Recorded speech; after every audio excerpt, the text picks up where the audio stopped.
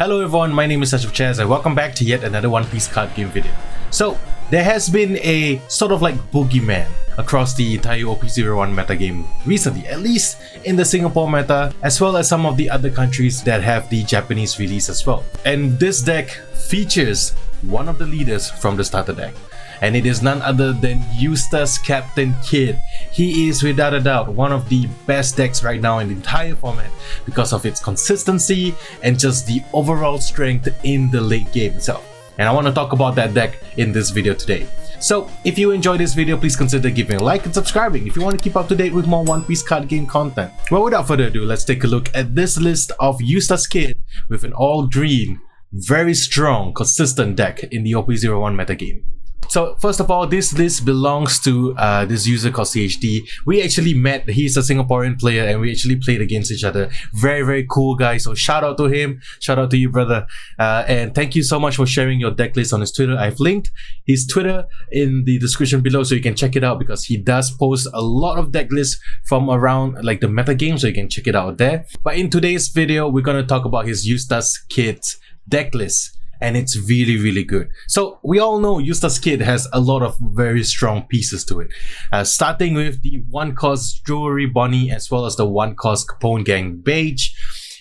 Jewelry Bonnie, just an incredible searcher in the early game, finding the pieces that you need, you know, your drop Eustass Kid, your killers, and it's just overall a really good turn 1 play. But Capone Gang Beige is also there to kind of mitigate all the early attacks as well as those big attacks that you cannot counter out of. It's just incredibly strong, and these two cards are what you want to find in your turn 1 play. If you have these cards in your hand, you're more than happy to play them and you're good to go. And in the 2-cost slot, we have a playset of a Apu that you can search out with Jewelry Bonnie as well. So Apu is just here for that plus 2000 counter. Now, there's a lot of really strong attacks recently, and me coming from like a Zoro player, my kind of finishing move is the 5-cost Luffy, the Rush Luffy from the starter deck, and attaching like 5 Dons to it, or 4 Dons, 1 to your leader for an 11k can't be blocked attack. So as a Eustass Kid player, or at least for other decks that you're going to be playing, you have to always respect the fact that you can be swung at for 11k unblockable damage. So it's something that people have to really be taking care of. So plus 2000 counters are extremely important in this deck as well.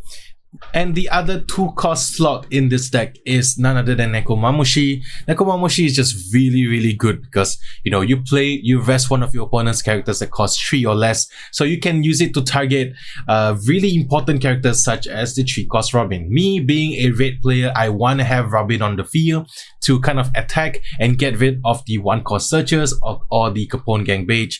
Get rid of those really low power level characters on your opponent's side of the field. If you're using Cat Viper, you can rest that Robin and attack into it with your leader, getting it out of the field before like Robin gets out of control.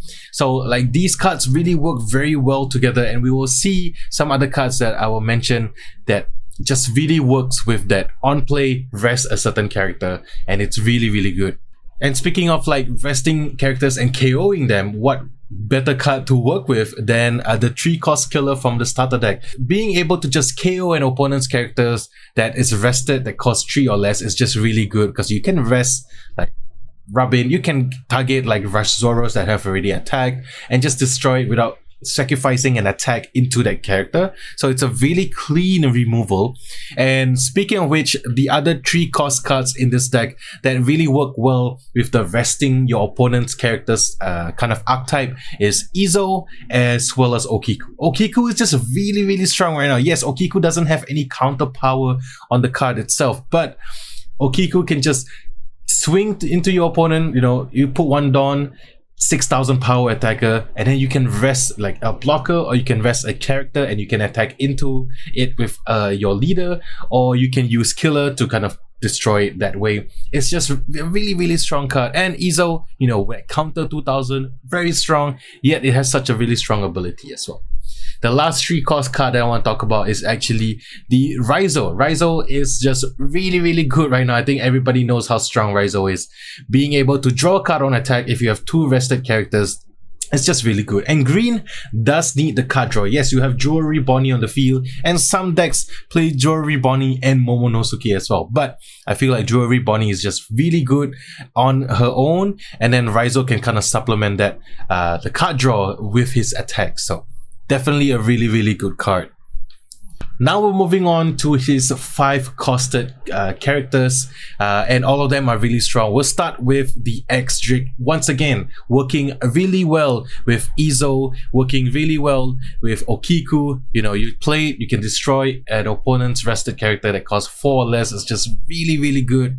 And it has so many targets right now in the metagame that's just like in the 4 or less. Right now, with the emergence of green, purple is coming back into sort of like the picture. And with the release of ST05, which is the film edition deck, you have cards like Uta, the Uta blocker, making her way into the battlefield and just wrecking havoc because it's such a good blocker. So, you know, resting Uta, getting rid of it with X-Drake is just really good right now as well. Now, another 5-cost character card that I want to talk about is Trafalgar Law. As we all know, Trafalgar Law is just very strong right now in the metagame. First of all, it's a blocker. It's a really solid blocker. And secondly, you can return a character to your hand and play 1 cost 3 or lower character from your hand. So there's a lot of things that you can do with Trafalgar Law in this deck. You can attack with Okiku and get that rested effect, but you still want to keep your Okiku from being attacked. You can make it active again with Trafalgar Law. You can reuse your Jewelry Bonnies by activating her ability, playing Trafalgar Law, and then like playing it again and just go through your deck that way. There's just a lot of use with Trafalgar Law, and for those of you who want to kind of pick up the game, especially for the ones in the English release, I highly recommend picking up a playset of Trafalgar Law. I think in the future we'll still definitely see some use coming out from this card itself. Next is also another inclusion, and this is what he said, which was the Basil Hawkins from the starter deck. Just a solid card. You know, if you put a Dawn on him, if he does battle, he becomes active and then you can attack again. Now with the inclusion of so many blockers right now in the current meta game, Basil Hawkins just is a really good flex slot to put into the deck itself. I know some lists run the 5-cost Secret Rare Yamato, but honestly, I've been seeing Yamato disappearing from a lot of deck lists because, you know, it's an obvious target that people have to remove, and people can just block Yamato's attack, which makes it like very difficult to get that double attack banish off. But if you have Yamato, you can put Yamabro in. But I still like Basil Hawkins in this deck. Just a really solid card.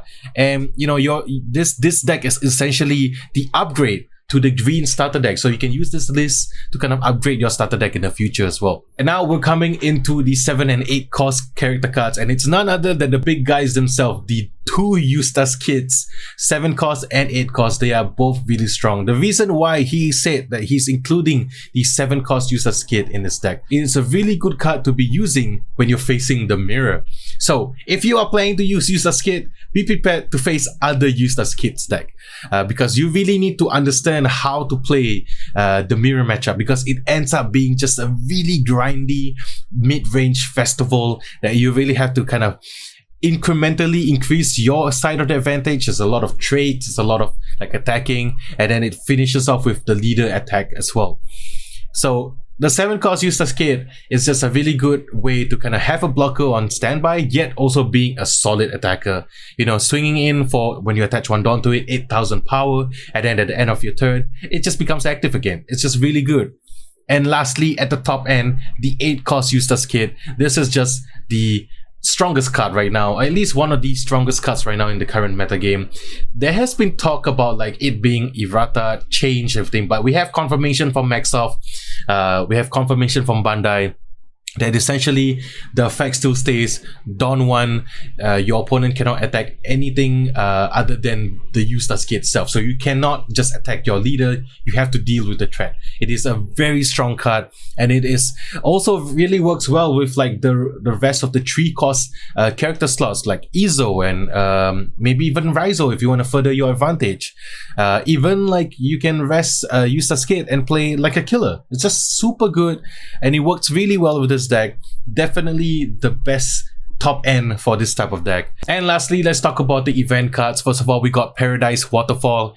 Just, you know, the ability to save one of your characters that's rested, you know, even if let's say that your opponent is attacking to your leader, but you have a rested Okiku that they can attack into. You can use Paradise Waterfall, you know, counter out the attack and make sure your Okiku is active. It cannot be attacked by your opponent's other characters or leader. So it's really, really good right now in the current metagame.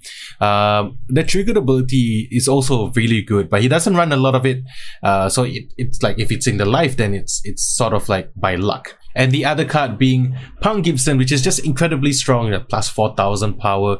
Yet you can rest one of your opponent characters that cost 4 or less. Just really good at kind of stopping your opponent from like rushing you down. You know, Rush Zoro will have like multiple characters that can attack into you. So you use this to kind of prevent one attack from going through, yet resting one of the characters to kind of stop that attack going through. And it's just really, really strong right now. And the triggered ability will come in handy too. If you need to rest one of your opponent's characters in case they have like a final attack that they want to go through, it's just really good as well. So Eustass Kid, definitely one of the most consistent decks out there. And it relies on the leader for the main finisher of the deck. Because what you do, and I think you already know this, you play once like there's no more blockers on the field, your opponent is down to their like last life or has 0 life, you put 7 Dawns onto your Eustass Kid leader, making it a 12,000 powered attacker, attack into your opponent. And if they manage to counter out of it, because 12,000 is a lot, you know, they might counter out of it or they might block it. Just pay 3, discard a card, and then make it active and attack again. That is how Eustass Kid wins games, you know. Everything from the start to the middle game is just making sure that you do not lose that much life. You're controlling the board, getting your advantage in, but once your opponent reaches that 2, 1, 0 life, then your leader comes in to finish the game for you. It's just an incredibly strong deck right now, and it is definitely a deck that you have to respect if you're planning to play in the OP01 metagame moving forward. So that's it for me for today. I really just wanted to talk about this deck because I really quite like it. I'm not a fan of playing green, you know, I'm a mono red, I'm a Rush Zoro kind of guy, but I really respect this deck a lot, that it deserves the recognition. And shout out to CHD for sharing his list. There's a lot of different variations of this, some with Yamato, some with Momonosuke to kind of get the filter a little bit more, some with like 4 8-drop Eustass Kids but no 7-drop Eustass Kids. So ultimately it depends on your metagame, it depends on your playstyle and how you kind of want to adjust the deck in this way.